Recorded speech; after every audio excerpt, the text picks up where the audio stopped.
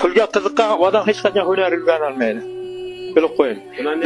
Birinchi hunar esa pul o'zidan o'zi keladi. Lub hamma hunarning yomoni yo'qda. Hamma hunarga. Masalan, birov har bir odamga har xilda anov bergan, qobiliyat bergan. Birov gitara chalishni qo'ldan keladi. Menga gitara almasa, gitarani menda bittadan aytganimdan hamma qochib ketadi. Lekin mening ishimda gitara chaladigan qila olmaydi. Har bir odamga Xudo tomonidan anov berilgan, hunar berilgan. Shu bitta hunar berildimi, hunarni qattiq ishlash kerak-da bo'ldi. Masalan, bir marta bu ishlaganda, bo'lmadi desangiz, bitib sakrayversan, bir umrga anov nima deydi? Hech narsa bo'la olmaydi. Bir narsa erishishni bitta narsani qattiq birinchi qoqilasiz.